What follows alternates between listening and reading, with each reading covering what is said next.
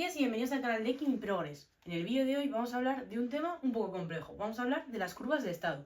Si no has oído nunca hablar de las curvas de estado o te las han explicado y no te han quedado claras, quédate en este vídeo que lo vamos a explicar de manera sencilla para que lo entiendas. Así que dentro vídeo. Vamos a comenzar viendo las curvas de calentamiento. Imagina que tienes el hielo y empiezas a calentarlo. Lo que ocurre es que la temperatura va subiendo poco a poco, hasta llegar al cero. Pero aquí ocurre algo característico, algo curioso, y es que la temperatura se detiene. ¿Por qué se detiene?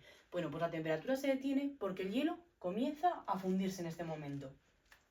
De manera que toda la energía que se aporta no sube la temperatura, sino que esta energía lo que se usa es para romper las uniones de las moléculas del sólido y convertirlas en líquido. De manera que cuando el hielo se ha derretido por completo, la temperatura vuelve a subir, hasta los 100 grados, donde se produce la ebullición, otro cambio de estado más. Lo que ocurre es igual que antes, la temperatura se mantiene constante a 100 grados hasta que todo el agua líquida pasa a gas. De manera que las curvas de calentamiento son un gráfico temperatura-tiempo que nos muestra cómo evoluciona una sustancia cuando la calentamos.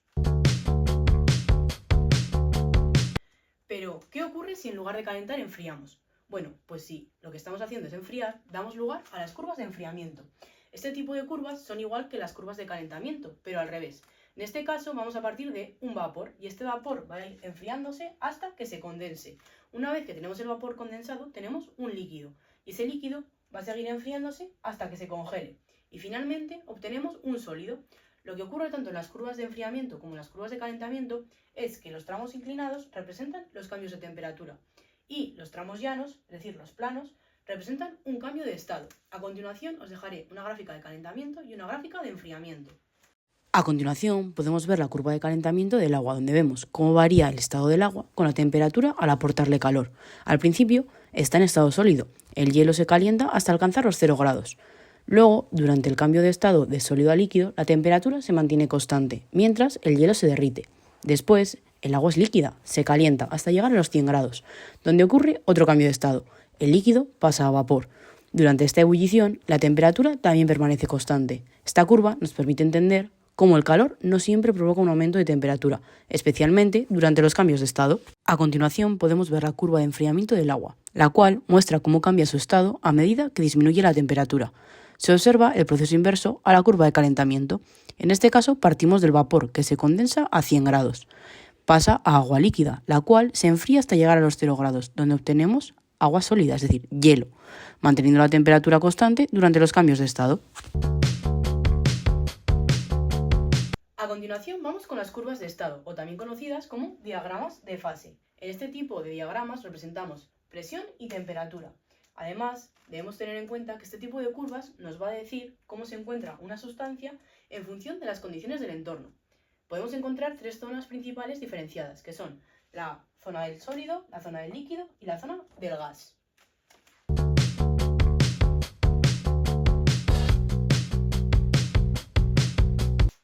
Además, en estas curvas de estado, el punto donde se cruzan las tres líneas de sólido, líquido o gas es conocido como punto triple.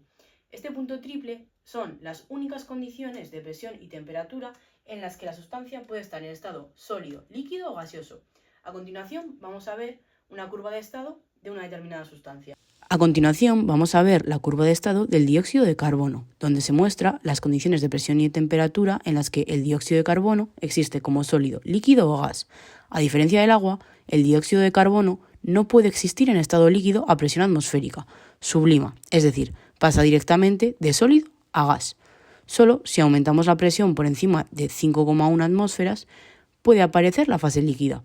Esta curva también muestra el punto triple, donde coexisten los tres estados, y el punto crítico, a partir del cual ya no se puede distinguir entre líquido y gas.